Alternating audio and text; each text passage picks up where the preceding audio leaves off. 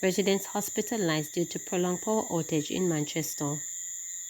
The prolonged power outage in Manchester, following the devastation of Hurricane Beryl, has led to severe consequences, including the hospitalization of 2 residents who rely on refrigerated medication. Despite the Jamaica Public Service JPS setting an August 12 deadline for power restoration, many rural communities like Convertall, Evergreen and Oxford remain in darkness. The lack of electricity has also led to significant business losses and mounting frustration among residents who are growing increasingly desperate for a resolution. Kingston man caught in Portland charged with 2023 murder. A man from Kingston who is accused of killing a man 8 months ago on Tavares Crescent in the parish was caught in Portland by a police during an operation last Wednesday. The accused 23-year-old Michael Jr. Adams, otherwise called Michael Irons and Blacks, was charged in connection with the death of a man with whom he reportedly had a confrontation with on December 11, 2023. Adams, a carpenter from Eastwood, Kingston 12, was charged by the West Kingston Police with murder, possession of a prohibited weapon, unauthorized possession of ammunition, and using a firearm to commit a felony. Adams was held for the death of 25-year-old Usher Morgan from 4th Street in Trenchtown, Kingston 12. It was reported that around 6:45 p.m., Morgan was sitting on a bicycle talking to Adams when they got into an altercation. During a struggle, the police stated, a firearm was brandished and Morgan was shot several times in the head and upper body. Adams fled the scene. Police assisted the now deceased man to the hospital, where doctors pronounced him dead on arrival. More than 9 Spence casings were found at the murder scene. Adams was held during a police operation at Prospect, Land Settlement District in Portland. He was subsequently charged. Man in custody following a mock-gun seizure in St. Elizabeth. Police are reporting the seizure of a quantity of ammunition and marijuana during our operation on Friday. A police source said a man was arrested during the operation. The St. Elizabeth Police and the Area 3 Fugitive Apprehensive Team conducted an operation on Friday at Richmond District. During the operation, a concrete-structured dwelling house was searched. 43 shotgun cartridges, 2 5-gallon buckets of ganja seed weighing about 50 pounds, 5 pounds of vegetable matter resembling ganja were seized, stated the source. One man was found at the premises and was taken into custody. His name is being withheld pending further investigation, the source added. Man arrested for vandalism of telecom cables in Mandeville. A man has been taken into police custody after he was caught allegedly vandalizing telecom cables in Mandeville on Tuesday morning. Police said the man was among a group of men using a vehicle to remove the cables from Hargreaves Avenue in Mandeville. When about 4 a.m., a team on patrol saw the vandals. According to the police, 5 men ran and made their escape while another was apprehended. Police said the detained man is from a New Green address in Mandeville. In June, Michael Brown, Flo's Director of Technology Operations, said the theft of copper and other material from the company has significantly hampered the quality of service delivered to affected customers who have been with no access to emergency services and no connectivity for personal entertainment, education, as well as online business transactions. Minor tremor felt in St. Andrew on Monday.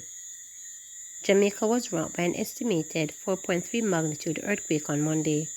The quake was confirmed by the earthquake unit at the University of the West Indies Mona campus. Preliminary reports suggest that the quake occurred at approximately 3:51 p.m. and was reportedly felt in Mavis Bank, St. Andrew. It had a focal depth of 18 kilometers, with its epicenter located approximately 10 kilometers southwest of Bull Bay, Portland. Retired Sergeant George McFarland laid to rest. Hundreds of mourners from near and far flocked the Yakesa High School auditorium in Brownstown, St. Anne on Saturday to celebrate the life of retired Sergeant George McFarland. McFarland died on June 12 after a brief illness. In his tribute, Commissioner of Police Dr. Kevin Blake said truly the contributions of Sergeant McFarland to the crime-fighting effort of the force have not gone unnoticed.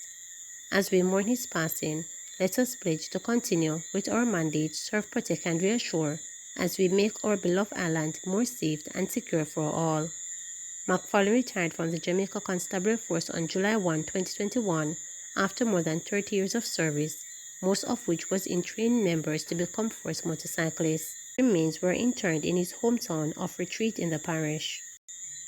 Spen Road to be closed for 2 weeks for repairs, stated NAA. A section of Spen Road in St. Andrew will be closed to vehicular traffic for over 2 weeks beginning on Thursday, August 15 to facilitate repairs. The closure will be in effect until Saturday, August 31. The National Works Agency NAA said in a statement on Tuesday that the restriction will be between Fagan Avenue and Shortwood Road. Manager of Communication and Customer Service at NAA, Stephen Shaw, says the roadway, which features a fording, has deteriorated into recent times due to water caused on the wheels of motor vehicles. The road has a combination of asphalt concrete and a rigid concrete pavement. The section with the asphalt concrete has significantly deteriorated and is badly rotted, stated Shaw. The project, which will last for 4 months, will see the rigid concrete section being extended to reduce the impact of water from the drain on the road, he added.